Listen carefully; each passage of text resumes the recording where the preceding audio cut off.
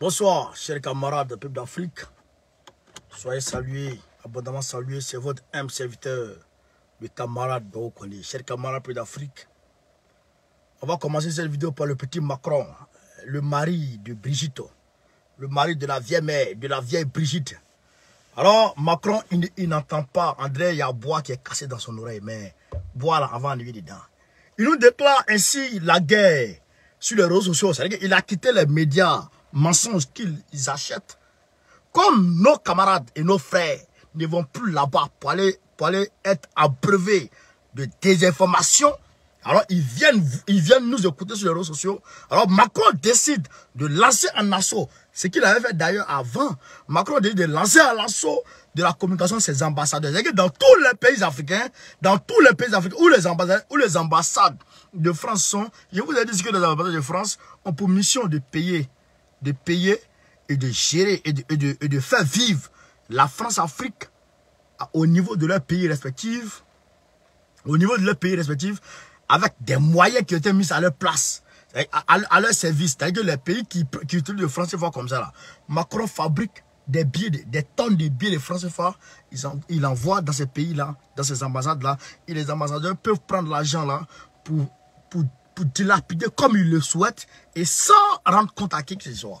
C'est ça la réalité. Donc Macron, il met les ambassadeurs en avant-garde afin qu'ils puissent contrecarrer notre menace sur les réseaux sociaux, notre information, notre influence sur les réseaux sociaux et par d'autres personnes qui peuvent payer, etc. afin qu'ils puissent non seulement tenter de nous restreindre, non seulement faire ça, mais aussi tenter d'apporter des arguments contraires, d'apporter des faussetés contraires à ce que nous sommes en train de dire, à la vérité que nous véhiculons ici. Chers camarades peu d'Afrique, voilà ici déclarer la guerre par Macron. Mais on vous demande, vous et nous, de mener ce combat.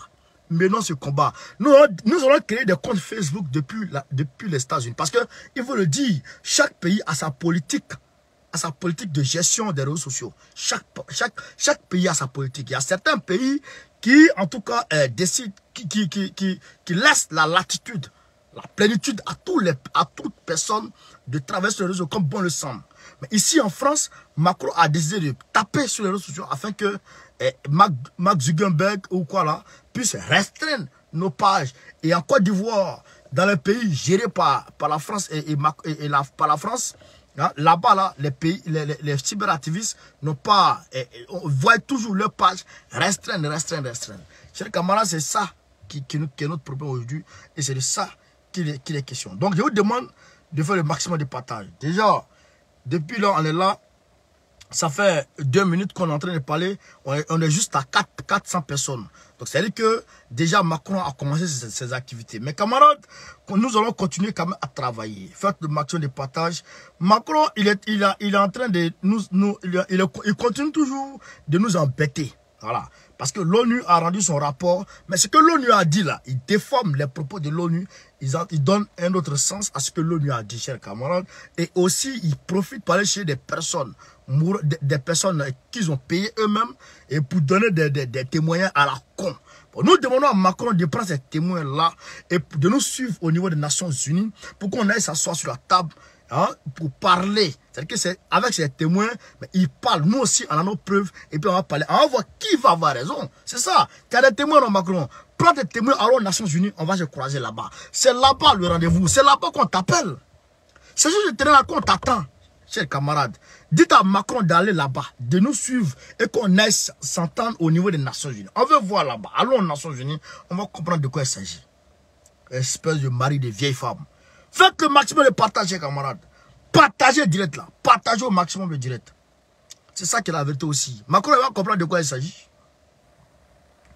Il va comprendre de quoi il s'agit. Moi, déjà, j'ai mis le lien de Telegram. J'ai épinglé le lien Telegram en titre. Le lien Telegram est en titre. Déjà, nous sommes à 10 200 abonnés sur Telegram. Donc là, pour faire passer nos informations, on n'est pas forcément obligé de passer par Facebook. Les messages peuvent passer. Nous avons près de 10 000 personnes sur Telegram. Ah, bâtard. C'est-à-dire que ça ne ment pas. Ouais, Telegram, déjà, là, on est déjà assis. Voilà. 10 000 personnes, quand ils reçoivent une information, ça peut se propager en quelques secondes dans le monde entier. Donc, camarades, la vidéo là, republiez sur vos pages. Republiez sur vos pages. C'est comme ça qu'on va gagner la guerre. Partagez sur nos pages Telegram. Hein. Tous ceux qui sont avec nous sur Telegram là, partagez sur Telegram. Tous ceux qui sont avec nous sur les pages WhatsApp, partagez dans WhatsApp aussi, chers camarades. On va rentrer dans le vif très rapidement, chers camarades. Attendez, moi je vais inviter mes gars. Macron, il a foutaise. Jusque-là, il n'entend pas ce qu'on lui dit. Il n'entend pas ce qu'on lui dit. On dit d'abandonner ta posture néocolonialiste. D'abandonner ta posture paternaliste. Tu crois que tu es le père des Africains? Abandonne ça. Tu crois que tu es le père des Africains? Laisse ça.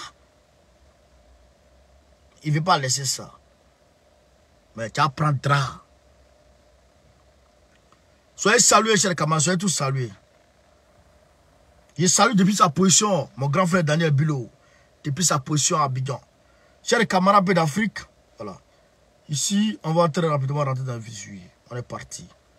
Partagez le direct. Partagez au maximum. Aïe à partager. Aïe à partager. Djembe Kansoro. Aïe à partager. Voilà. On est parti.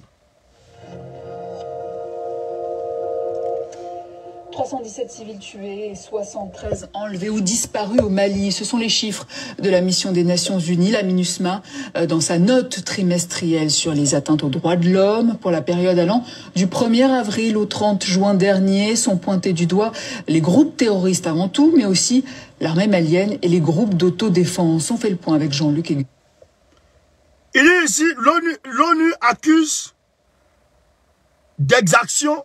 Il y a 300 civils tués. Attendez. Pour la période allant du 1er civils tués et 73 ans à nouveau de faire bouger les lignes. Écoutez. 317 civils tués et 73 enlevés ou disparus au Mali. 317, 73 enlevés ou disparus. 317 civils tués, 73 enlevés ou disparus. Au Mali. Au Mali seulement, hein. Ah, écoutons. Chiffres de la mission des Nations Unies, la MINUSMA, dans sa note trimestrielle sur les atteintes aux droits de l'homme. Pour la période allant du 1er avril au 30 juin dernier, sont pointés du doigt les groupes terroristes avant tout, mais aussi l'armée malienne et les groupes d'autodéfense. On fait le point avec Jean-Luc Égusier. L'armée malienne, les groupes terroristes, 300 civils, 73 enlevés ou disparus, sont pointés du doigt d'abord les groupes terroristes, par l'ONU, et aussi par l'armée malienne et des groupes d'autodéfense. Mais c'est au conditionnel. L'ONU a mis ça au conditionnel. Parce qu'ils n'ont pas encore fini les enquêtes. Mais on va continuer ici. Écoutons, chers camarades. La note trimestrielle de la MINUSMA est toujours attendue comme un baromètre de la situation sécuritaire au Mali. Dans sa dernière édition, qui couvre la période d'avril à juin 2022, il y a bien un seul élément positif. La mission des Nations Unies note une baisse de 42% des violations des droits. La mission des Nations Unies note une baisse des violations des droits de l'homme. La mission des Nations Unies note une baisse de combien de pourcents?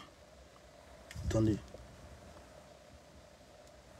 Qui couvre la période d'avril à juin 2022, il y a bien un seul élément positif. La mission des Nations Unies note une baisse de 42% des violations des droits humains par rapport au trimestre précédent. Une baisse de plus de 40% des violations des droits de l'homme. C'est-à-dire que si la violation des droits de l'homme était à 100%, s'il y a 100 personnes qui étaient violées par jour ou bien par mois, dans 3 mois, il y a 40 personnes qui sont quittées dedans. Donc il faut dire qu'il y a 60 personnes maintenant qui sont violées, d'après l'ONU. Mais on va continuer, d'après la MINUSMA. Mais on va continuer chez les camarades, on va continuer. Il reste sombre. Elle recense 317 civils tués, 73 enlevés ou disparus et 77 blessés. Les principaux auteurs sont les différents groupes terroristes djihadistes qui s'en prennent aux populations civiles, comme aux forces maliennes ou encore à la MINUSMA. l'ONU dit les principaux acteurs sont les groupes terroristes qui s'en prennent aux civils, aux femmes et à la population. Et quoi? Écoutons. On fait au moins 200 morts. Dans le camp d'en face, la MINUSMA observe une baisse de 62% des violations des droits de l'homme imputables aux forces de défense et de sécurité maliennes. Donc, on dit 62% des violations des droits de l'homme imputables. C'est que ce pourquoi on peut accuser la même manière d'exaction contre les droits de l'homme, de violation contre les droits de l'homme, ça a baissé de 62%.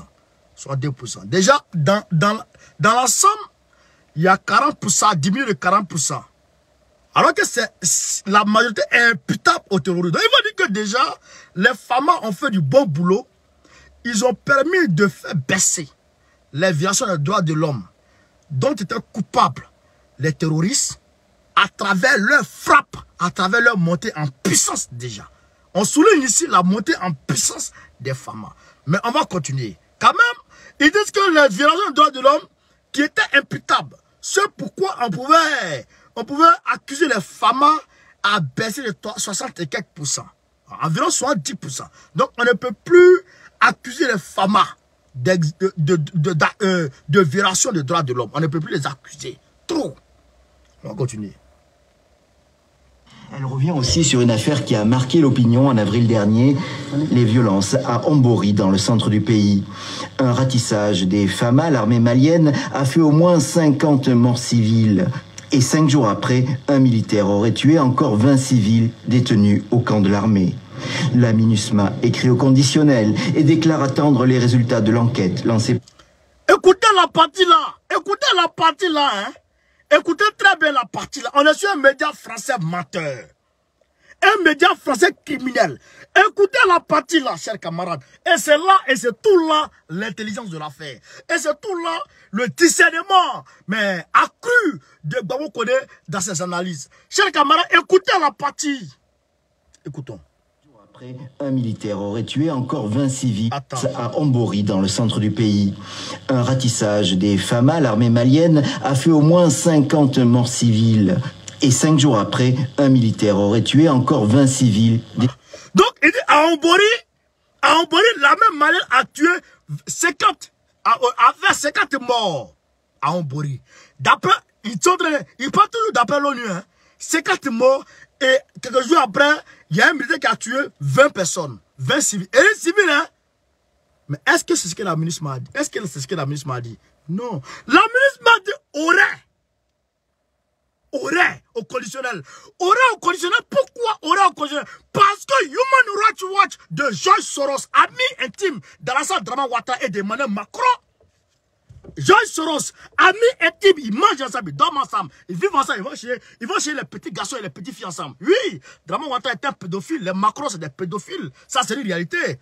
Oui, donc, ils vont chez les petits garçons et les petites filles ensemble. Donc, de là, ami de George Soros, qui gère Human Rights Watch, a dit ceci, que accuse la même manière d'avoir tué 50 civils et après d'avoir tué 20 civils encore, chers camarades d'Afrique. C'est ça. On va vous mettre, vous allez comprendre ici. Écoutons. Civils détenus au camp de l'armée. La MINUSMA écrit. Comment des civils peuvent être détenus au camp de l'armée? Comment des civils qui n'ont rien fait, on peut être détenus comme ça dans un camp de l'armée et bien les tuer? Comment c'est possible, chers camarades? Donc, il n'y a plus de prison au Mali. Donc, il n'y a plus de prison qui existe au Mali. Donc, tous les prisonniers qui sont à Bamako sont déjà morts. Donc, les 49 mercenaires de Dramane sont déjà 6 pieds sous terre. Ah bon? Donc, c'est pour ça que ça se passe au Mali. On tue tout le monde. Mais camarades, on va continuer. Écoutez ici, hein. Faites attention, ouvrez les oreilles de vos esprits pour comprendre de quoi il s'agit ici. Pour comprendre la manipulation exagérée dans les médias. Écoutons. Et déclare attendre les résultats de l'enquête. Il a dit quoi? Attends. 5 jours après, un militaire aurait tué encore 20 civils détenus au camp de l'armée. La MINUSMA écrit au conditionnel et déclare attendre les résultats de l'enquête. La MINUSMA écrit au conditionnel et déclare attendre les résultats de l'enquête. Pourquoi? Parce que c'est Human Rights Watch qui a déposé son rapport à l'ONU. Alors l'ONU est obligée de tenir compte de ça et d'ouvrir une enquête. Donc, Human Rights Watch accuse la même France, les femmes, comme toujours, George Soros, le criminel dont la Russie ne peut plus voir. Le criminel que la Russie ne peut plus voir sur sa terre. Oui, l'auteur du mercredi noir en Angleterre, celui-là même qui a mis à genoux l'économie de l'Angleterre en 92, George Soros. Celui-là même qui a tué plusieurs économies dans ce monde. Celui-là même qui était nazi et qui souhaite gérer le monde selon sa vision. Celui-là même qui se croit supérieur aux autres races. George Soros, oui, ami intime d'Alassane Dramane Ouattara, qui mange de la même assiette qu'Alassane Ouattara, qui vit comme Alassane Dramane Ouattara, qui a pour Alassane Dramane comme boy et qui a pour Emmanuel Macron comme boy. George Soros, la famille d'Angleterre, les Rothschild et ce sont eux qui sont les financeurs de Human Rights Watch. Alors, ce sont eux qui envoient les conneries là au niveau du Mali afin d'aller prélever des conneries pour aller endormir les gens. Mais Macron, nous t'attendons. Nous t'attendons au niveau des Nations Unies. C'est là que ça se passe. Alors, aux Nations Unies, on va déposer les preuves. On va déposer les preuves. Qui a fait quoi? Qui a raison? C'est là-bas que ça se savoir. Chers camarades, écoutons. Par le gouvernement. L'affaire rappelle le massacre de Moura dans la région de Mopti en mars dernier. Les Nations Unies reconnaissent n'avoir aucun élément sur l'enquête gouvernementale en cours. À l'époque, l'ONG Human Rights Watch avait parlé d'un massacre de 300 civils par des soldats maliens associés à des combattants étrangers. Donc, 300 civils et de 300 civils que les Amoura, 300 civils, Amoura, alors que des femmes sont tombées ce jour, alors que des femmes sont mortes. Et donc, il dit ici,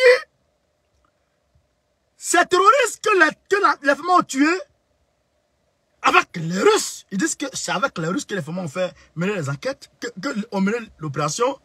Donc, c'est les femmes plus les Russes qui ont tué 300 civils. Il n'y avait pas de terroristes dedans. Mais quels sont ces civils qui tuent des femmes?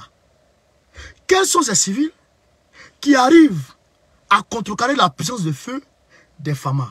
Quels sont ces civils qui arrivent à lancer des obus sur les camps des femmes?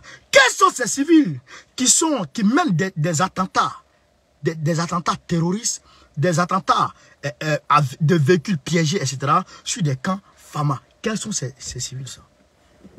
Frère, voilà ça. Mais on va continuer, chers camarades, écoutons. À l'époque, l'ONG Human Rights Watch avait parlé d'un massacre de 300 civils par des soldats maliens associés à des combattants étrangers, peut-être russes. Voilà, russes.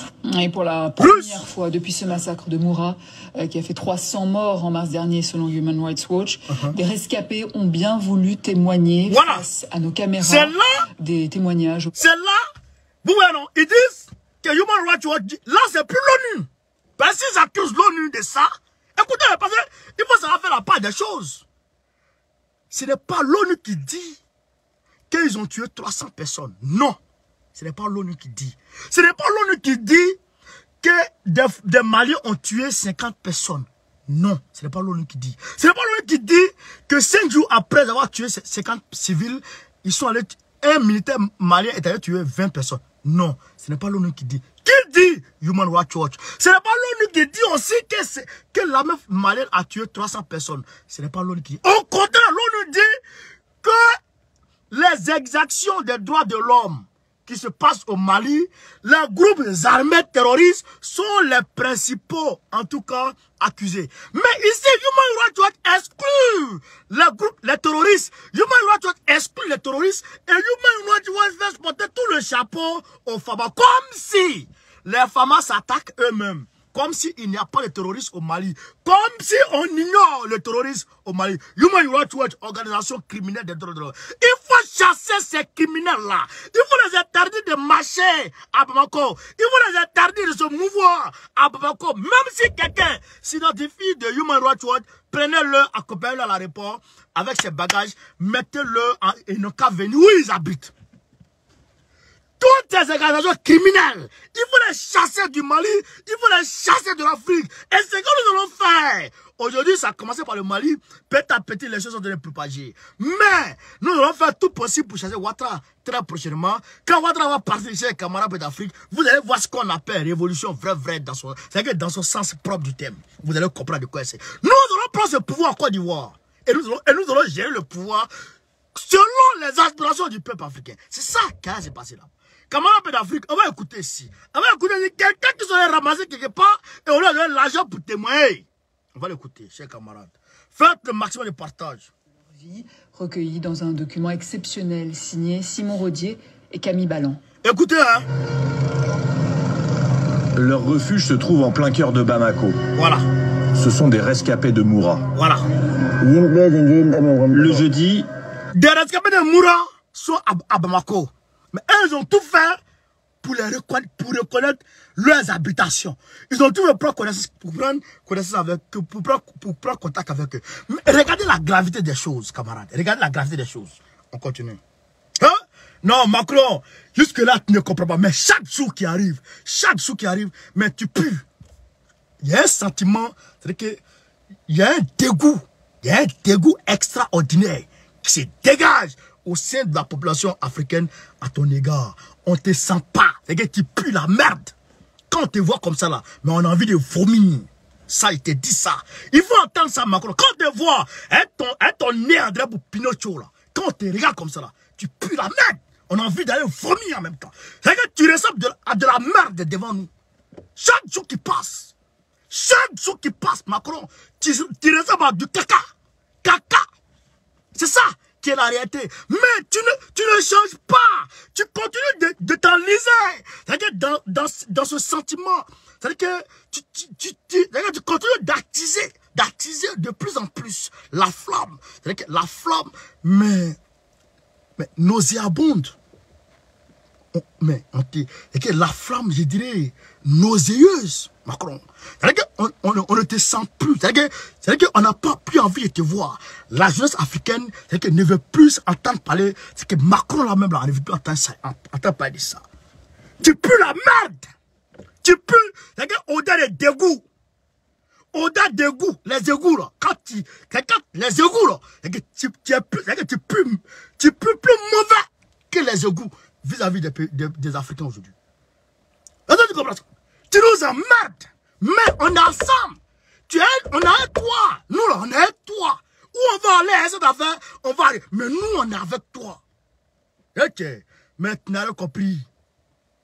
Notre continent, c'est pour nous, l'Afrique. L'Afrique nous appartient, nous. Et non personne d'autre.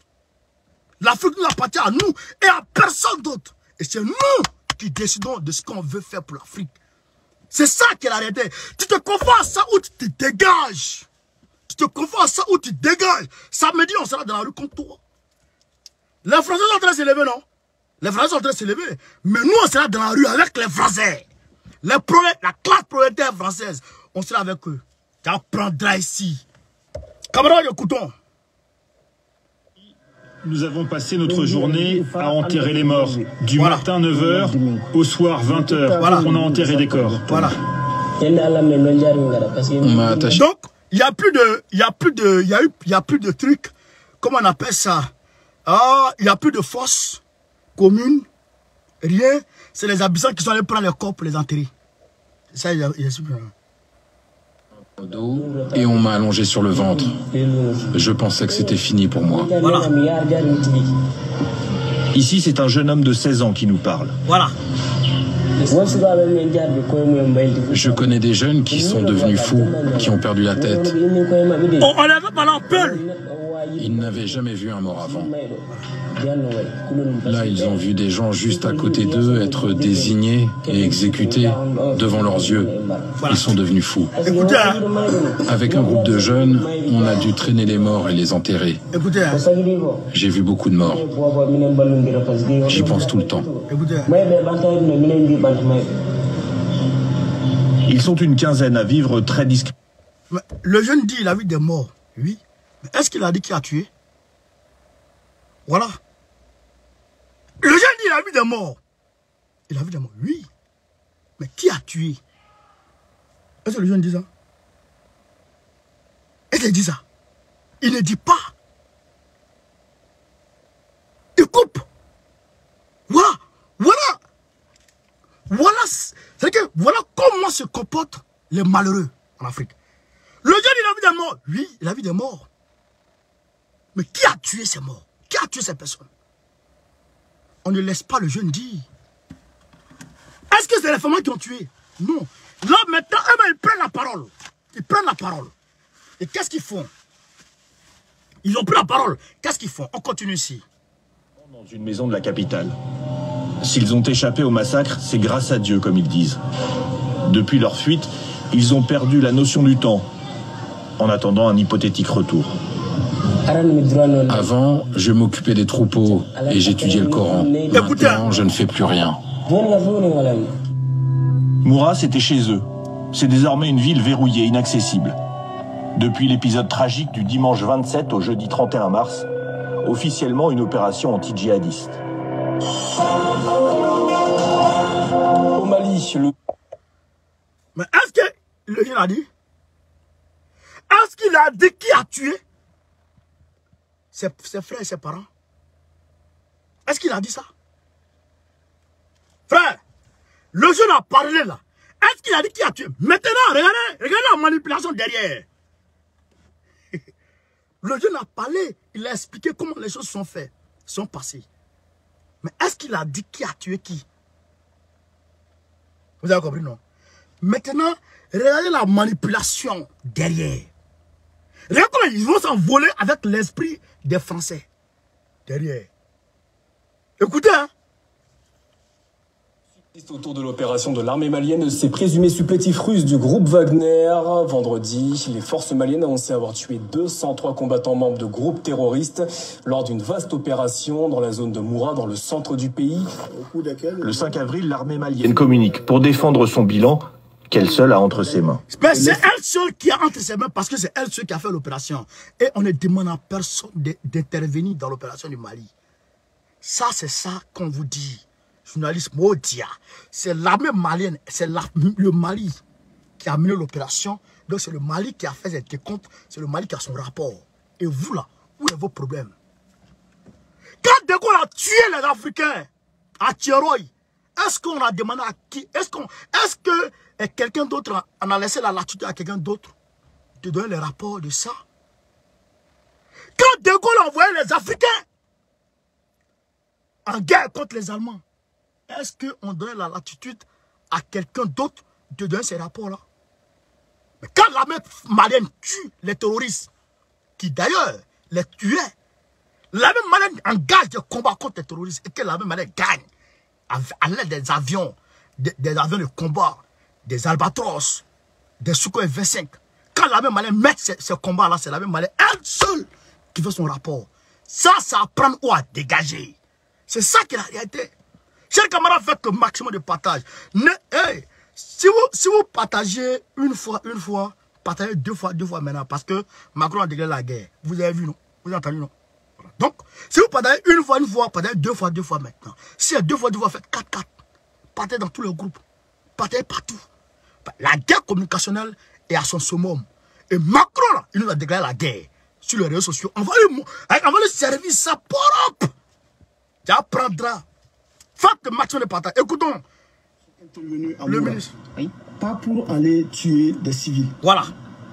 Dont nous avons la charge de protéger. Voilà. Nous sommes intervenus à Moura dans le cadre de notre mission régalienne. Exactement. La défense de l'intégrité du territoire national, la protection des personnes et les biens. Personne ne nie la présence de djihadistes. Personne ne nie qu'il y a eu... Maintenant, regardez ce monsieur. Regardez ce monsieur. Regardez ce monsieur. Vous le voyez? Bon, il ressemble à Tortue Ninja. C'est lui qui a fait le montage de Gossi. Lui là. Qui a fait le montage de Gossi. Et qui a dit qu'à Gossi, l'armée française a vu des Russes en train d'enfouir. Toujours les Russes. Vive Poutine. Ah, bas bien. Vive Poutine. Vive Poutine aujourd'hui. Vive Poutine demain. Vive Poutine. Vive la Russie. Vive Poutine. Vive la Russie. C'est ça qui est la réalité. Toujours c'est Poutine. Toujours c'est Poutine. Mais Poutine va vous rendre fou. Déjà, Macron est un vieux. Et il a perdu sa face. Il est comme un vieux de 99 ans. Mais ça, c'est rien d'abord. C'est nous, on va t'envoyer là. C'est nous, on va t'entraîner à faire mais une crise cardiaque. Nous, on va t'amener à faire ça. Tu as rien compris, non? Poutine là, il te traumatise, non? Mais nous, on t'a achevé. On écoute. Un affrontement. Mais ceci ne justifie pas tout ce qui a suivi et tout le racisme. Maintenant, il dit qu'il n'y a pas la présence des terroristes. Maintenant, terroristes là-haut, ils tuent qui? Ils tuent qui? Hein? Bancasse là. Ce qui s'est passé à Bancasse là. Les malheureux là, ils ne vont pas parler de ça. Hein? Les centrales civiles. Que les terroristes soient froidement arrachés à la vie là. Ils ne vont jamais parler de ça. Mais ceux qui sont allés faire ça, ces personnes, ils sont où? Ils vivent où? Ils sont d'où? Et qui, contre qui la même manière faisait un combat et qui arrive à faire des morts dans le camp de l'armée malienne? C'est qui? Donc, ils n'ont pas d'armes. Les terroristes ne sont pas armés. Les terroristes ont des biscuits, ils se promènent avec ça. Ah bon? On continue. Ce qu'il y a eu dans le village, l'ensaclement du village et le massacre qui a suivi derrière. Reparler du massacre pour ces rescapés, c'est se mettre en danger. Mais ils n'ont plus grand-chose à perdre. Cet homme a vu mourir plusieurs membres de sa famille. Regardez comment lui il est. Regardez celui qui vient expliquer, le rescapé qui explique, regardez. Comment il est habillé. Regardez dans quel salon il est. Quelqu'un qui a tout perdu à Moura. Un homme qui a tout perdu à Moura. Et qui a quitté Moura. Qui est venu à Bamako. Du jour au lendemain. Regardez dans quel salon il vit. Regardez dans son salon. Lui, il a tout gagné en même temps, la vie en même temps. Et que du jour au lendemain, il a quitté Moura, il est arrivé à Bamako. En même temps, hop, il a gagné la vie en même temps. Et puis non, l'auto en même temps. Et puis il est bien dans les fauteuils. Vous comprenez? Vous comprenez la margouille française? Vous comprenez? C'est ça, la margouille communicationnelle. Mais nous sommes là. Oh, Macron. Macron, nous on est là. Qu'est-ce que tu vas faire? On vit, on est là. On entraîne. C'est-à-dire qu'on te démonte, pièce par pièce. Nos camarades ne suivent même plus France 24. Nos frères ne suivent même plus France 24. Les médias locaux qui désinforment. RTI même, ça fait combien de temps? Ça fait combien de temps vous ne regardez plus RTI, chers camarades? Ça fait combien de temps tu ne regardes plus RTI? Mets ça en commentaire. Ça fait combien de temps tu ne regardes plus RTI? Mets ça en commentaire, on va avancer. On écoute. Voilà. 3 hélicoptères étaient dans le ciel et puis l'un d'entre eux s'est posé. Il n'y avait que des hommes blancs, ils sont descendus, ils se sont mis en position et ils ont tiré. C'était le jour du marché, ils ont tiré sur tout le monde. Tout s'est fait devant mes yeux.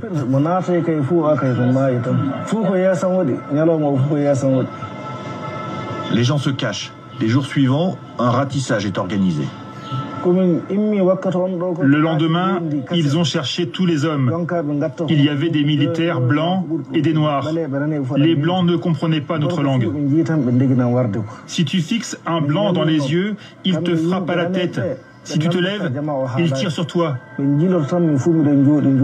S'il voit que tu as une barbe et un pantalon court, il te sépare des autres et il tire sur toi. Donc, vous avez compris? C'est que les Russes sont arrivés. Ils sont venus se garer. Et puis ils ont commencé à tirer le.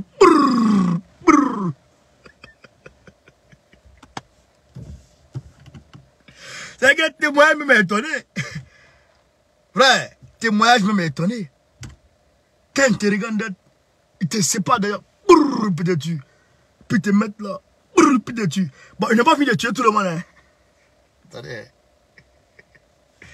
Écoutez. Si tu fixes un blanc dans les yeux, il te frappe à la tête. Si tu te lèves, il tire sur toi. Quand il fixe un blanc dans les yeux, il te frappe à la tête. Quand tu te relèves, il tire sur toi maintenant. Écoutez. S'il voit que tu as une barbe et un pantalon court, il te sépare des autres et il tire sur toi. Voilà. Les militaires l'ont plusieurs fois interrogé et mis en garde. Avant de partir, les militaires nous ont sommé de ne pas dire que c'était des civils qui avaient été tués, mais que c'était des terroristes. Ils m'ont dit aussi qu'on aurait dû tous être tués. Vous êtes tous pareils, vous êtes tous des djihadistes. C'est ce qu'ils m'ont dit. Voilà. Mais ils ont tué les djihadistes, mais toi, tu n'as pas tué. Voilà. Ils ont tué. Là, il a le placement, tout ça. Il a écrit un placement. Non, vraiment, mentir pour les blancs, l'adresse, ça donne l'argent. Hein. Oh, le Macron, mais ton dos est dehors. Quand quelqu'un nage, c'est son ventre qui est dans l'eau, mais son dos, là, on voit. Non, on voit ton dos. On voit le dos du nageur. Macron.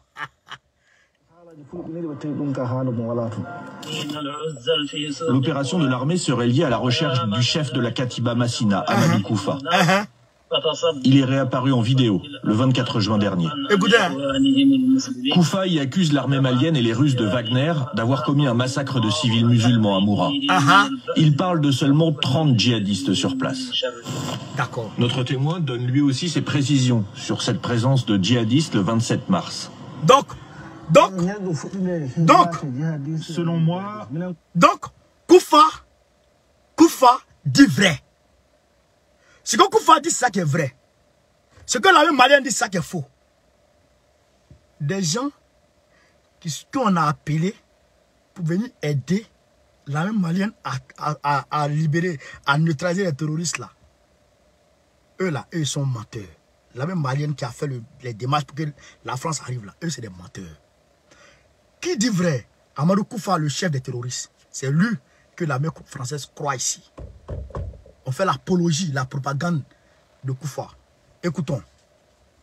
Les vrais djihadistes qui ont été à Moura, qui ont été tués, ceux que l'on connaît, leur nombre ne dépasse pas 20 ou 25 personnes. Voilà. Donc, eux, ils connaissent déjà les djihadistes.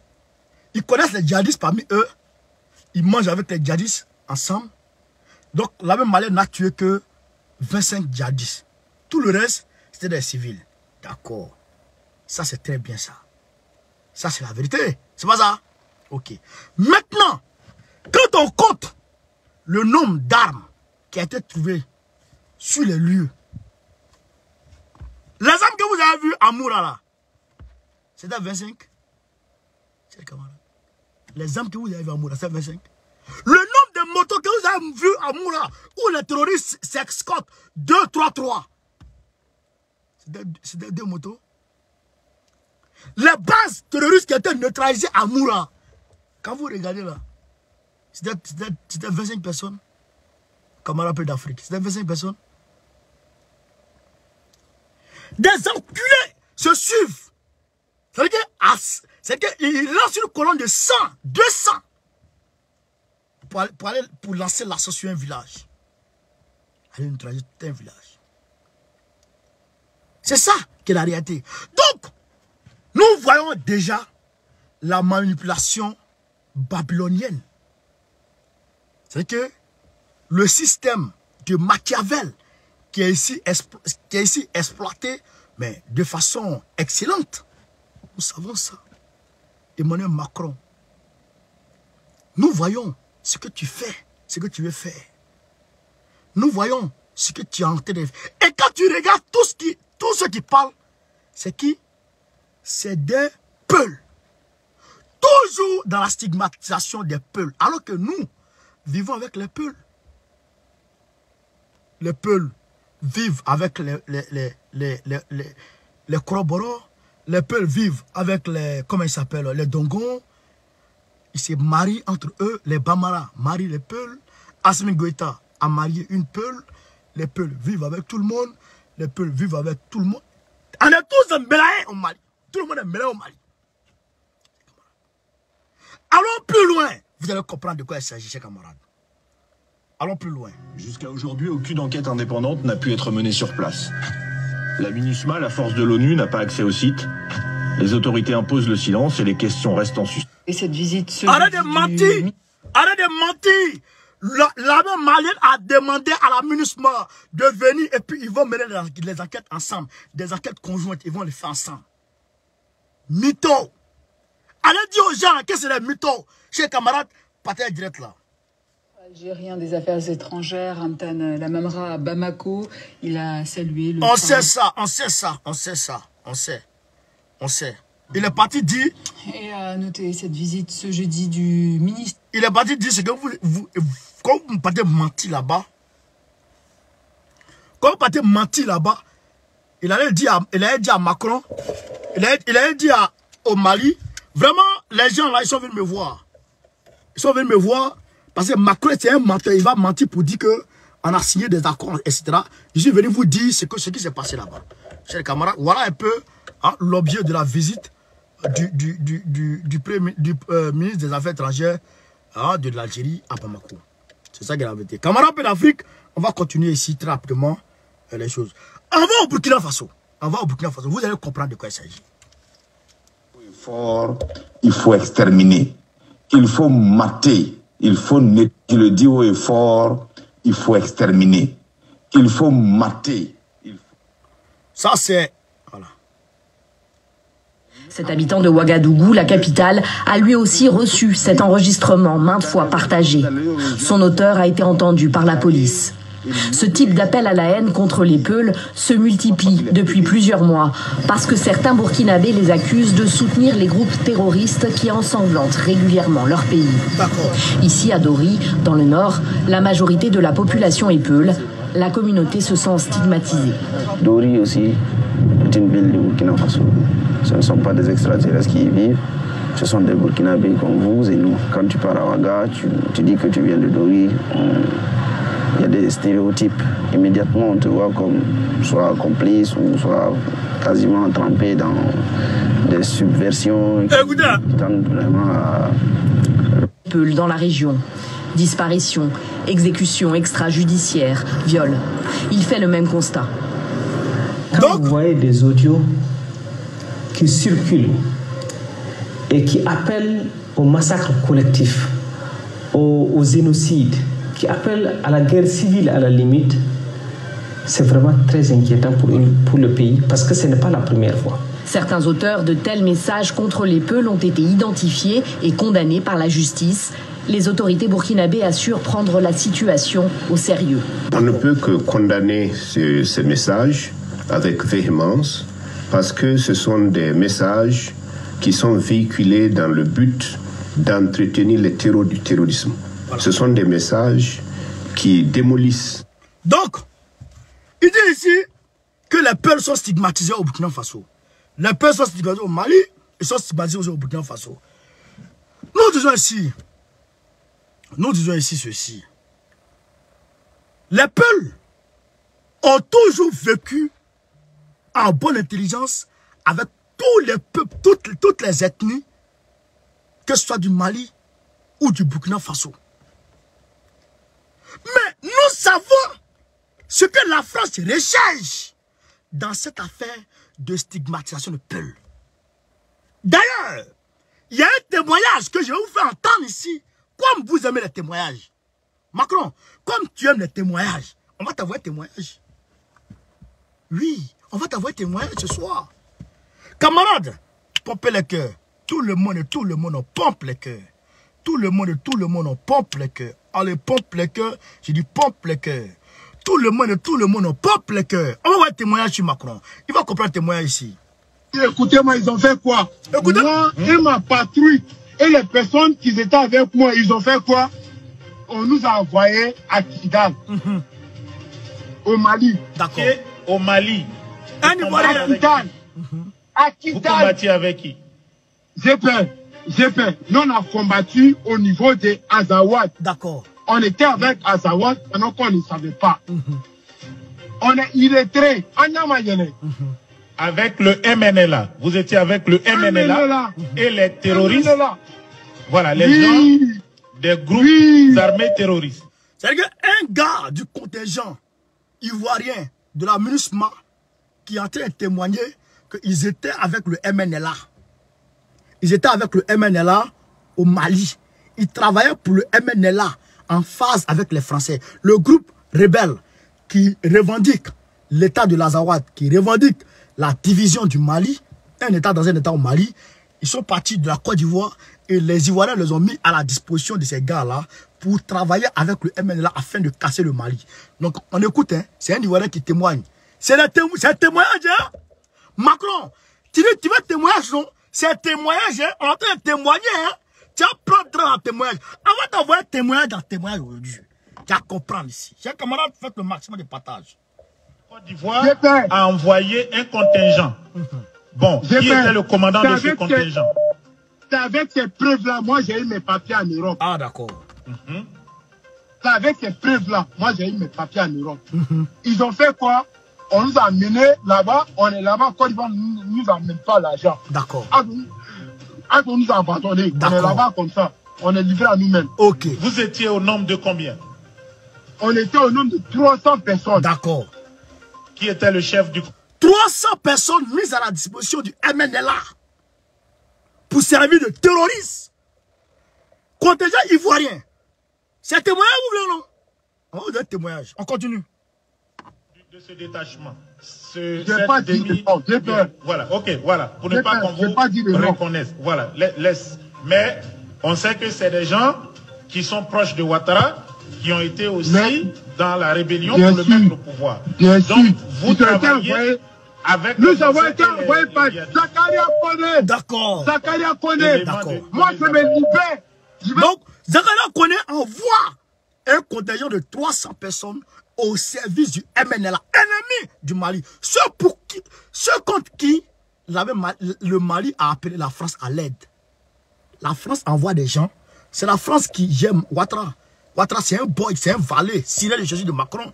Donc, c'est la France qui envoie par ricocher ces personnes-là afin d'aller travailler pour le MNLA. Mais, je vais vous montrer une vidéo ici où la France elle-même, les soldats français eux-mêmes sont en train de travailler pour qui?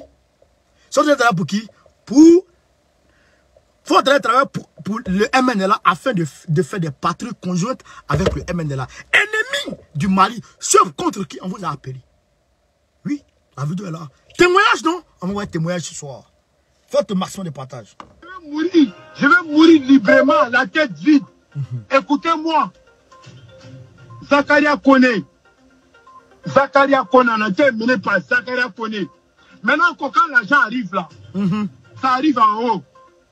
Quand ça descend un peu, il y a un peu qui diminue. Quand ça descend un peu, il y a un peu qui... Nous, on a quoi après? On n'a rien. D'accord. On a demain. Au nombre de 16 personnes, on a rentré en Algérie. Un ex-combattant africain. Je peux me considérer comme un ancien combattant. J'ai combattu pour mon pays. On m'a plaqué, j'ai combattu pour mon pays. J'ai tué des frères. Mes frères, Bousmani. Hey, le Kobala, Aya Fama. Écoutez, tu vois, Bousmanou, Aya Fama. On nous a plagué. Baoulé, Aya Fama. Pété, Aya Fama. Voilà. Alassane Ouattara, d'accord. Maintenant, on s'est parti 16 personnes. On s'est combattu. On est rentré en Algérie. Voilà comment tout le monde s'est cherché. Aujourd'hui, il y a d'autres qui sont en Allemagne. Il y a d'autres qui sont où? Il y a d'autres qui sont en Espagne. Il y a d'autres qui sont partis chez les frères en Angleterre. Il y a d'autres. Mais la plupart d'entre nous, on est restés en France. J'ai fait pose-moi les questions et casse les papiers. Voilà. Quand vous étiez chers camarades, pas dans le direct. On a la témoignage. C'est-à-dire le Nord Mali. La Côte d'Ivoire vous envoie. Et on vous met avec les gens du MNLA. Est-ce que les Français étaient au courant de cela? Parce qu'il y avait des soldats français aussi. J'ai au nom de Dieu. Tu vois les biscuits là? J'ai tellement en famana. Isaac, tu comprends du là? Oui, vous aviez faim. Vous n'aviez pas à manger. Il dit, les biscuits là, quand nous donnons la main sur la langue là, tu sens vraiment même là que tu manquais à une vie heureuse. D'accord. Les Français là, on était entre nous. On faisait thé, ils buvaient. D'accord. On partait chercher, les Français même là, les soldats français, et comment on les appelle, et les légionnaires étrangers là, et ils nous blaguaient. On nous donne combien? 10 000, 20 000, 15 000. On s'en va chercher drogue pour Cali. L'armée française lui donne de l'argent pour aller chercher la drogue, pour les envoyer. On continue. Comme ça on appelle Cali. On s'en va chercher Cali pour eux. On vient, ils filment, musique, on danse. On nous paye encore, on s'en va chercher Sourouba pour eux. Voilà. L'armée française les paye encore pour aller chercher des prostituées pour eux. L'armée française envoie ces Ivoiriens là afin d'aller chercher des prostituées pour les emmener. Écoutez, hein, on est dans le témoignage, hein, Macron. On est dans le témoignage ce soir. Tu apprendras des témoignages. Les filles, les putes, les prostituées. Les filles. Excusez-moi, les prostituées. Les filles. Voilà. C'est qu'il est en train de se repentir. Il est en train de se confesser. Quoi. Dans cette zone. J'ai peur. Ce qu'on appelle djihadiste là, ça n'existe pas. Ça n'existe pas. Moi, alhamdoulilah, rapide à la mine, de celle là. Écoutez, il est djihadiste n'existe pas. Il va expliquer qui est djihadiste. Il va expliquer qui est djihadiste. Écoutons. Non, il n'est pas tué, il n'est pas vexé ça au nord du Mali. Il n'est pas en Côte d'Ivoire, hein, mais au nord du Mali là. Pompez le cœur, pompez le cœur, pompez le cœur, pompez le cœur, chers camarades. Pompez le cœur. En Macron veut témoignage, on veut le témoignage ce soir. On va te servir témoignage Macron. Tu n'as rien compris. On est bien de témoignages. Petit téléphone là, il est bien de témoignages. Je vais mettre ça aujourd'hui, tu apprendras. On était payé 150 000 francs CFA. D'accord. Mais au final, on ne voyait même pas 150 000 là. D'accord. On voyait même pas. Donc, déjà, Ouattara les privait d'argent pour qu'ils soient à la merci exclusive des Français. Pour qu'ils soient soumis au dictat et à ce que l'armée française soit docile vis-à-vis de l'armée française. Parce que c'est eux qui avaient l'argent. C'est eux qui donnaient l'argent, leur donnaient l'argent pour faire ceci, faire cela. Donc, ils étaient comme les Nyamoro là-bas. Écoutons, on continue. Avec votre paix. J'ai peur. Laisse-moi parler, pardon. Maintenant, on nous plaque, on monte. Quand on monte là, rien n'était ça. On s'en fait du sale. Voilà. Des paysans. On tue les Dogons. Quand on tue les Dogons, maintenant, le lendemain matin, on est en tenue français, on est les Noirs, on est mélangé par les Français. On s'en dit quoi? Que c'est les peines qui ont tué les Dogons. Voilà pourquoi aujourd'hui, que Dieu me pardonne. Les Dogons se lèvent contre les Peuls, avec les fusils de chasse, ils sont tués les Peuls. Parce qu'on les a menti. On les a menti. Le lendemain matin, c'est avec votre paix. Camarades, écoutez témoignage. Écoutez témoignage. Macron dit que les peuples sont stigmatisés, non? Écoutez témoignage. Non seulement on est là, le gars il dit, terroriste n'existe pas. En réalité, c'est nous, avec la Légion étrangère française, c'est-à-dire l'armée française, qui sommes les terroristes. On va tuer les Dogons la nuit. Et on dit aux Dogons, matin, c'est le peuple qui vous ont tué. Et les Dogons prennent leur fusil de chasse et ils vont tuer les Peuls. On écoute. Témoignage. On écoute, chers camarades. Écoutons. J'ai peur. Laisse-moi parler, pardon. Écoutons. Mais là, on nous plaque. On monte. Quand on monte là, hein, rien n'est décent. On s'en fait du sale. Des paysans. On tue les Dogons. Quand on tue les Dogons, maintenant, le lendemain matin, on a tenu français, on est les noirs, on est mélangé par les français. On s'en dit quoi? Que c'est les peuples qui ont tué les Dogons. Voilà pour. Ils vont tuer les Dogons. Ils disent aux Dogons, c'est les peuples qui sont venus tuer.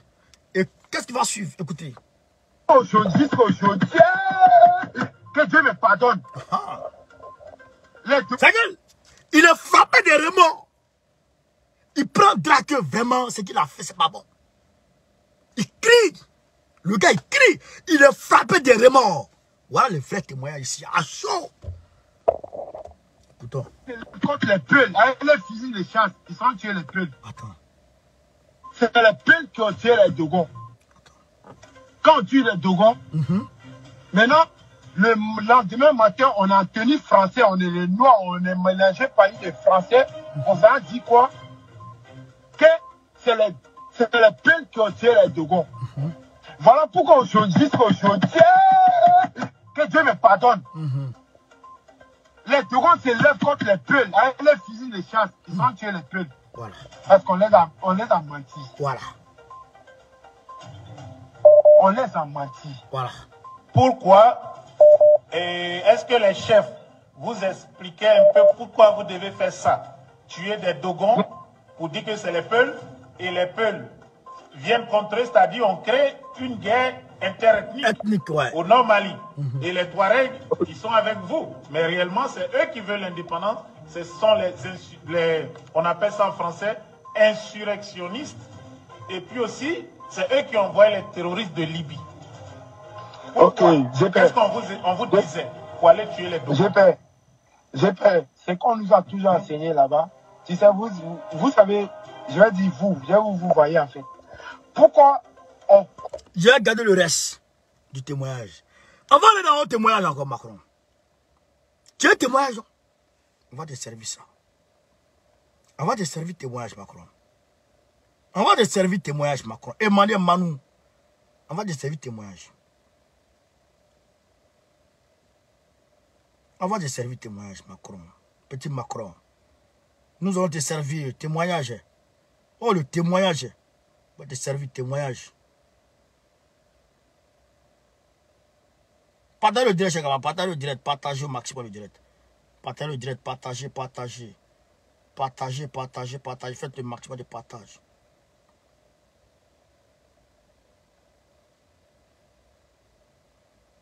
Macron veut témoignage. On veut témoignage.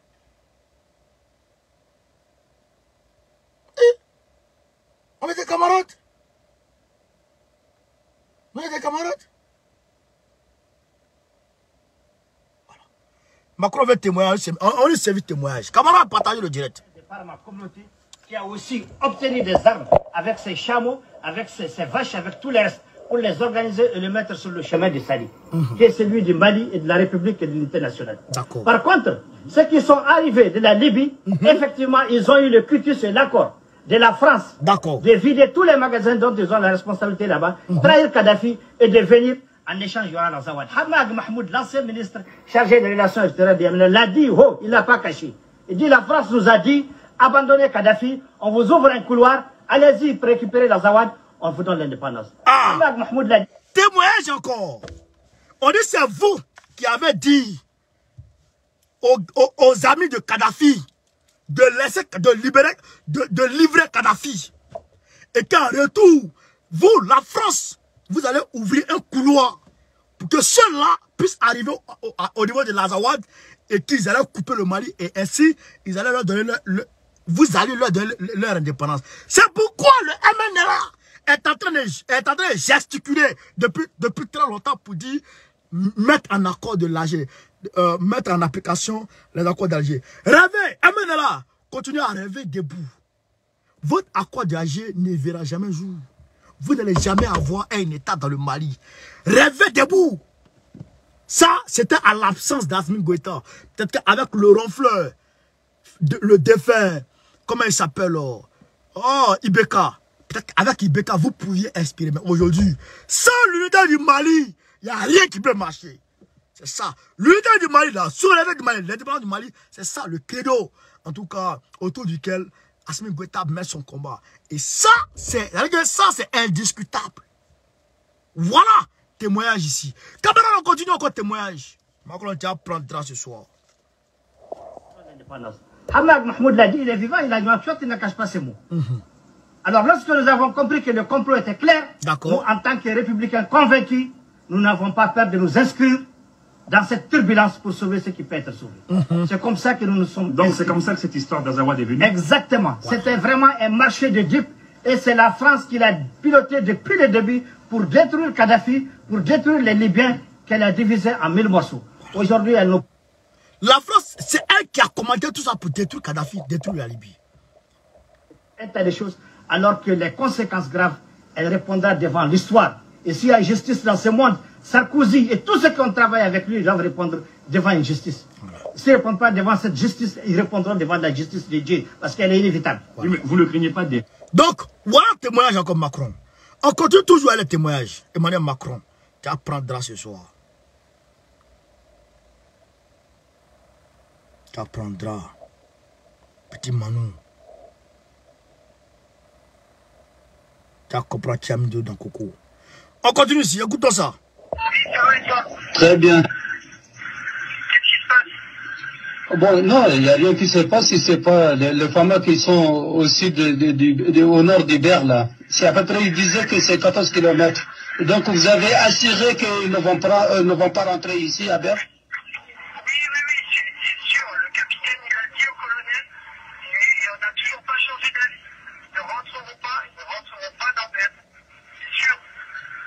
Donc, en tout cas, de toutes les manières, c'est une très dangereux pour les femmes quand ils rentrent ici ou bien ils approchent de Ber. Hein. J'ai dit que vraiment c'est très dangereux pour les femmes quand ils approchent trop de Ber. Hein.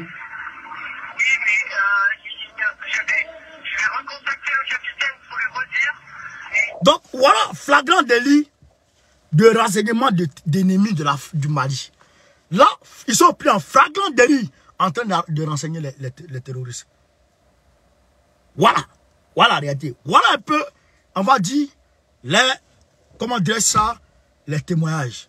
Donc, vos de Peul, affaire de Peul là, laissez ça. Les Peuls ont compris qui, c'est que vous recherchez derrière cette affaire là. Les Peuls ont compris ça. Camarades, à côté de ça, il y a vous venez vous mettre quelque chose. Babo Laurent va nous parler un peu. Écoutons Babo Laurent ici, chers camarades. Babo Laurent va nous parler un peu. On va écouter Babo Laurent. Quand ils ont tué Babo Laurent d'avoir pomadé le camp de l'armée française de Bouaké, écoutons Babo Laurent, chers camarades. On va écouter le chef Babo Laurent. On va écouter le chef Babo Laurent. On va comprendre le français ici. Interrogé sur sa responsabilité dans l'attaque contre la base française de Bouaké, où 9 soldats ont trouvé la mort, le président se défend d'avoir donné l'ordre. D'abord, je ne peux pas donner l'ordre de tirer sur les Français. Parce que je ne suis pas idiot. D'accord. Je crois que vous pouvez me concéder cela. Et le minimum d'intelligence, le minimum, veut qu'on ne tire pas ni sur les soldats français, ni sur les soldats de l'ONU. D'accord. Mais il est important, et je demande même à la France d'envoyer une équipe pour qu'on fasse une enquête conjointe. Quant au rapport difficile avec Jacques Chirac, le... Babodi, dites aux Français d'envoyer une équipe, comme on m'accuse d'avoir l'ordre de bombarder le camp français, envoyer une équipe de Français, envoyer une équipe, on va mener des enquêtes conjointes pour élucider, pour établir, pour situer les responsabilités dans cette affaire de bombardement du camp de Bouaké. Babo leur a dit ça. Ils ont refusé. Parce qu'effectivement, c'est Jacques Chirac qui a envoyé des pilotes pleuristes et qui sont allés bombarder son propre camp, tuant 9 soldats français et faisant des trentaines de blessés. Jacques Chirac. qu'il a fait. Mais Macron est pire que Jacques Chirac. Macron est pire que Sarkozy, il est pire que Jacques Chirac. Macron, c'est un criminel de masse. Il a vendu les armes au Liban, avec que les Libanais puissent attaquer leur propre peuple, puissent tuer leur propre peuple. Les témoins sont là. On va mettre ça demain matin pour que Macron sache de quoi il s'agit. Nous savons qui il est. Il a vendu les armes à l'Arabie Saoudite, afin que l'Arabie Saoudite aille bombarder le Yémen, faisant des milliers d'enfants malnutris, faisant des milliers de morts côté enfants. Les enfants meurent de faim au Yémen. C'est Macron qui a causé ça.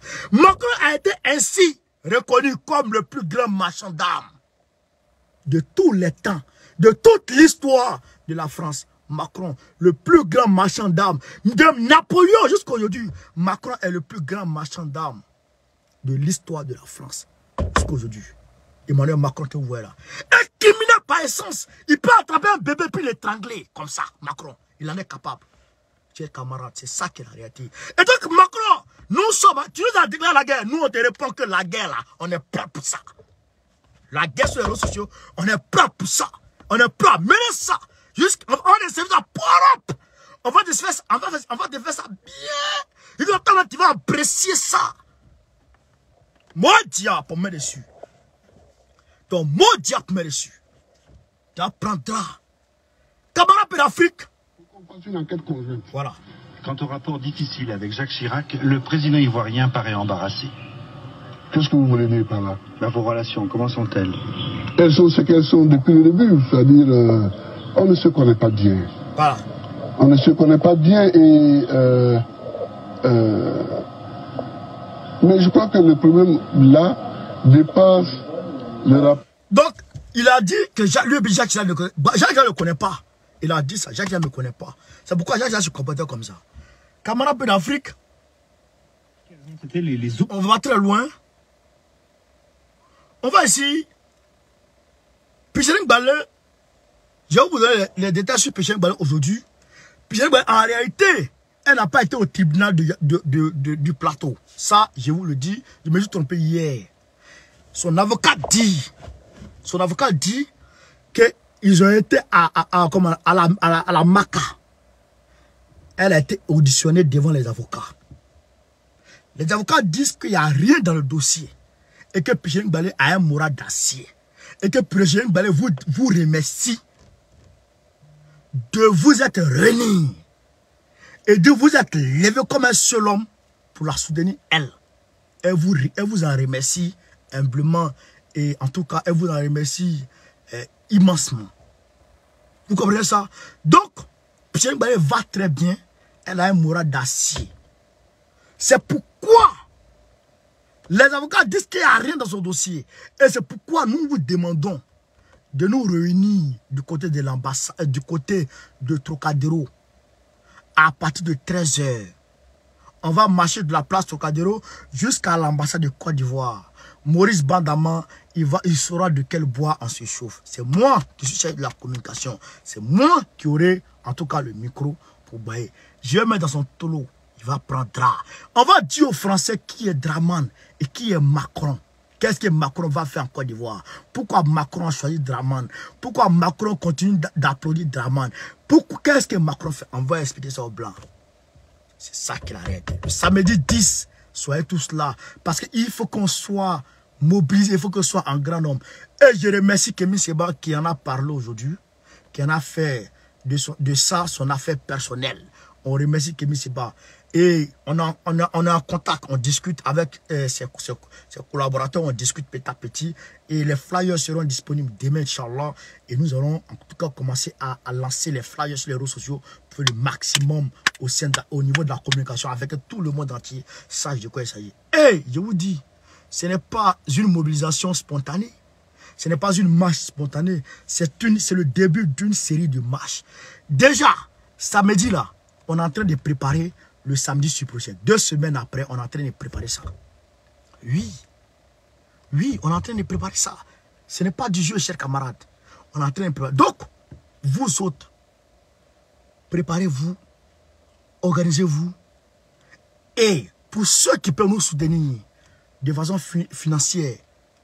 Sur le volet financier, ceux qui peuvent nous aider, n'hésitez pas à nous aider. N'hésitez surtout pas à nous aider parce que ce combat-là, il faut se le dire, on ne peut pas le gagner sans le volet financier. Sans argent, ce combat, on ne peut pas le gagner. Ça, il faut qu'on se le dise. Oui, c'est une réalité. Déjà les flyers, déjà les prospectus, déjà les affiches, déjà les banderoles, déjà ça coûte de l'argent. Et si on connaît, doit mettre sa main dans sa poche pour enlever 500 €, 600 €, 800 €, 1000 €.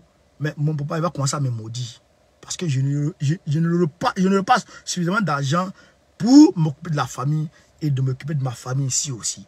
Donc ce combat, comme c'est une affaire de tous, alors il faut que chacun mette la main à la poche, même si c'est 10 €, même si c'est 20 €. Ah, bah on connaît, je t'envoie 20 €, je t'envoie 10 €. Mon nom à l'état civil, c'est Koné Suleiman. Western Union, Ria, tout ça, ça peut passer. Maintenant, s'il y a autre moyen bancaire, vous me dites, je vais vous donner un RIB. Ça là, il faut que chacun mette la main à la poche. C'est comme ça que nous allons pouvoir gagner ce combat et on va chasser Ouattara et sa France de l'Afrique. C'est ça qui est la vérité. Camarades, il y a un autre scoop. Je vais vous montrer ça. Je vais vous montrer ça. Je vais vous montrer ça, chers camarades. Ça, c'est la bagarre.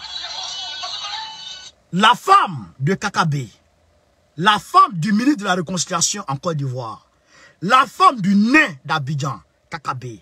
Regardez sa femme, ce qu'elle est en train de faire, chers camarades. Regardez sa femme, ce qu'elle est en train de faire.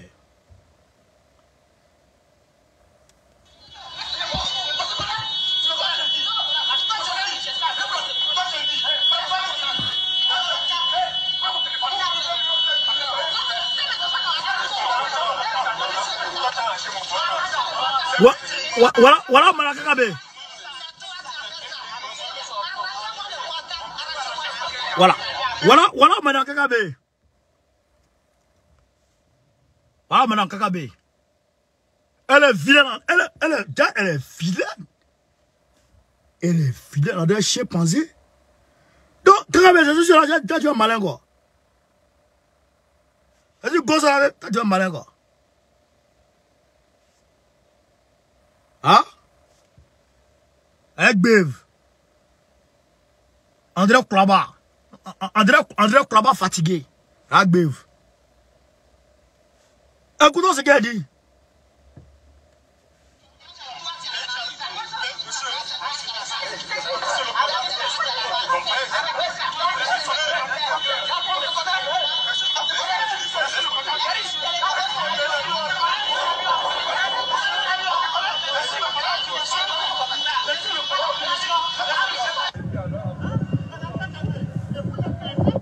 Donc, elle a demandé aux gens d'arracher le téléphone du jeune qui filmait.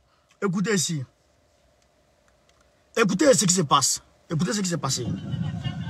C'est l'entrée de la cité à 4 points, située à André vers le château.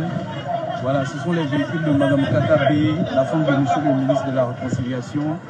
Ça fait exactement 2 ans qu'elle refuse de payer les charges mensuelles de la cité. Et là, aujourd'hui, le comité du syndic, avec le comité de gestion, ils ont décidé d'un commun accord Bon, ils ont donné des conseils comme quoi, aux vigiles, si elle venait aujourd'hui, il ne fallait pas qu'ils ouvrent le portail. Si elle voulait entrer, elle-même qu'elle le fasse, donc qu'elle ouvre le portail. Et là, elle a décidé de laisser son premier véhicule à l'entrée du véhicule, à l'entrée de la cité.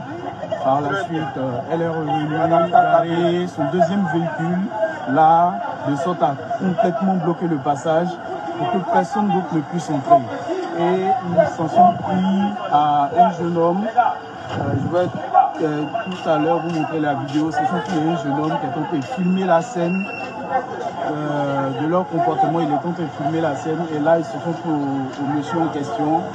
Et puis bon, ils sont partis, hein, ils ont laissé les véhicules là, ils sont partis. Bon, c'est madame la ministre, hein, on va dire c'est la femme de monsieur le ministre. Donc, Madame Kakabe, la femme de Kakabe, le petit nez là, sa femme elle est vilaine, elle a André Klaba fatigué. Donc, elle ferait vite de payer l'argent des gens. Vous savez, dans les cités là, les vigiles qu'on met à la porte, ils ont une entreprise qui les gère. Cette entreprise-là a un contrat avec le comité des syndics de la cité. C'est partout. Oui, quand on décide de prendre un vigile pour le mettre devant une cité, pour le mettre à la porte d'une cité ou, je sais pas, d'un bâtiment, les habitants se cotisent pour payer le vigile. Donc, elle habite dans cette cité. Maintenant, les habitants se sont mis ensemble pour dire que on va prendre un vigile qui va fermer et ouvrir la porte. Et qui va contrôler, comme nous sommes des boss. On ne souhaite pas que n'importe qui rentre. Donc, il faut que le vigile, il faut qu'il y ait un vigile H24.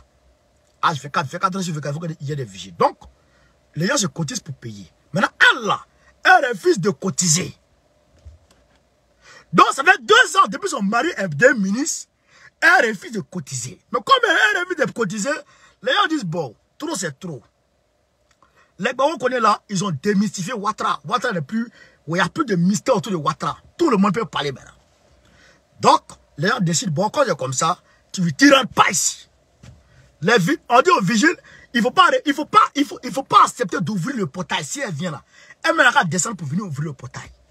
Voilà les instructions que le syndic a données aux vigiles. Alors, qu'est-ce qu'elle fait? Elle arrive, elle sonne, elle klaxonne, le vigile refuse. Alors, le vigile dit, toi, il faut descendre pour venir ouvrir. Voilà les instructions que j'ai reçues. Donc, elle refuse de descendre pour venir ouvrir le portail. Elle garde sa voiture, sa première voiture, devant la porte. Et après, elle va prendre un autre véhicule encore qu'elle a. Et puis, elle vient bloquer encore la porte. Donc, elle seule, elle a 2 nouvelles voitures. Vous comprenez? Elle seule a 2 nouvelles voitures. Donc, elle vient bloquer totalement la route aux gens. Voilà le comportement de la femme, de celui qui est censé réconcilier tous les Ivoiriens. Voilà son comportement. Donc, vous voyez que nous on a raison. Depuis longtemps, je vous dis, Kakabé là, Ivoirien. Kakabé, c'est un malheureux. C'est un malheureux. C'est un malheur du peuple de Côte d'Ivoire. Kakabé là, c'est sa fin. C'est la fin de sa carrière politique qu'il est en train de jouer avec Ouattara. Dès que Ouattara tombe, Kakabé c'est fini. Il ne peut plus rien gagner encore en Côte d'Ivoire. Rien. Il ne peut plus être député. Il ne peut plus être maire. Il ne peut plus rien devenir. D'ailleurs, nous dans notre gouvernement, on va prendre Kakabé pour le mettre dans notre gouvernement. Il va bien dire quoi? Kakabé va dire quoi dans notre gouvernement? Kakabé va faire quoi dans notre gouvernement? Rien. Rien du tout. Donc, voilà un peu, chers camarades, sur à quoi la Côte d'Ivoire ressemble. Voilà un peu. À côté de ça, chers camarades d'Afrique, en géopolitique, qu'est-ce qu'on a? Attends, je vais vous montrer un peu. Continuez à partager, chers camarades. Continuez à partager. Continuez à partager. Le combat continue. Le combat continue. Le combat continue. Faites le maximum de partage. Faites le maximum de partage. Voilà. Je pense que...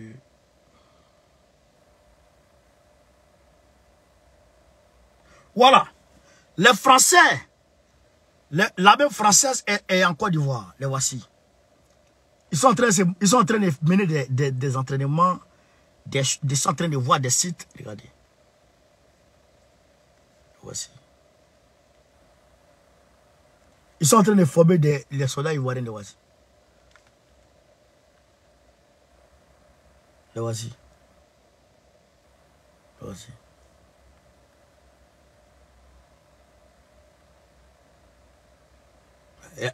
Comment lui l'a arrêté? Comment il a arrêté? Il est en train de prendre les ordres de l'armée française.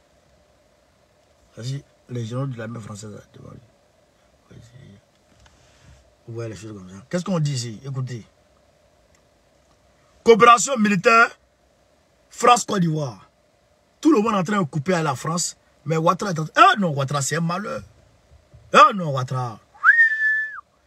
Il ne sait pas, il est né quand? Ce gars, il est né comment? Il est venu avec son pied, ouais, il est venu à sa tête. Je ne comprends pas. Des gens comme ça. Bouaké, 200 militaires français, ivoiriens étaient déployés en terrain libre pendant 2 semaines dans des conditions particulièrement rustiques. On s'en fout de ça. Les forces françaises En Côte d'Ivoire, FFCI, renforcé d'une section du premier bataillon de commando parachutistes d'Abidjan et d'une section du 3e bataillon d'infanterie de Bouaké, des FACI, des forces armées de Côte d'Ivoire, avait à cœur d'œuvre, à cœur d'œuvrer main dans la main avec leurs partenaires pour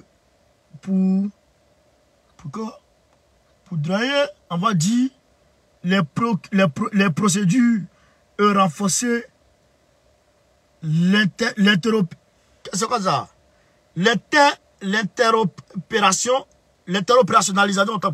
l'interopérationnalisation. Donc, ils sont mis ensemble pour travailler ensemble.